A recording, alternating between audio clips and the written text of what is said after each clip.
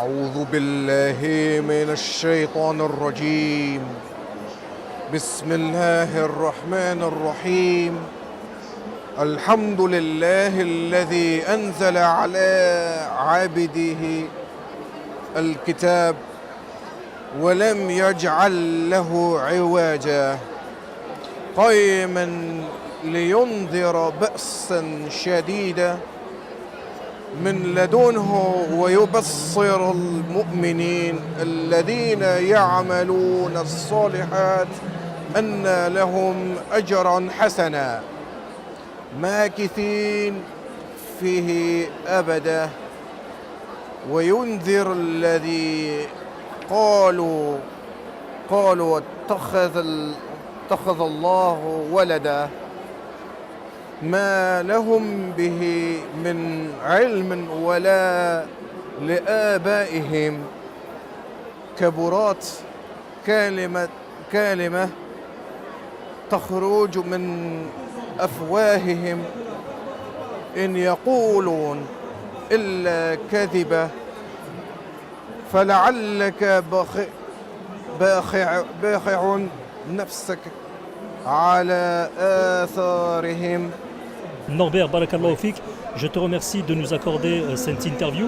Est-ce que tu peux nous dire ce que représente le braille aujourd'hui et dans la mesure dans laquelle il te permet de lire le Coran en arabe?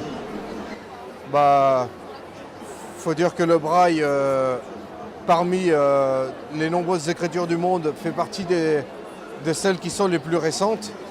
Et donc ça nous permet d'aller de manière plus accessible vers différents savoirs.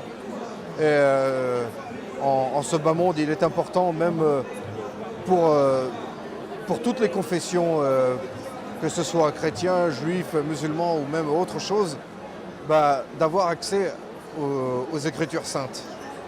Et le Coran, dire que ça fait très peu de temps que je sais qu'il existe en braille arabe.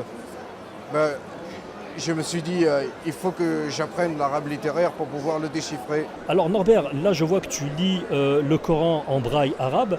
Est-ce que ça a été difficile pour toi d'apprendre le braille en arabe?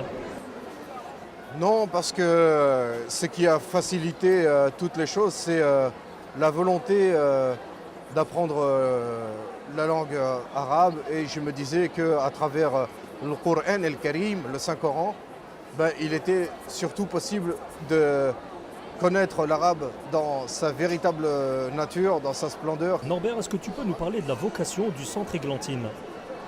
Grâce à l'association l'Institut Paris-Églantine, qui a pour but de pouvoir démocratiser l'apprentissage de l'arabe en braille pour les personnes non-voyantes qui sont désireuses de l'apprendre, et également avoir accès aux lectures du Saint-Coran à travers les savoirs de cette association qui s'adapte à toutes les communautés qui s'y présentent. Il y a des conférences, des sorties pédagogiques, des voyages culturels qui sont organisés. Et puis c'est une porte ouverte sur un réservoir du savoir.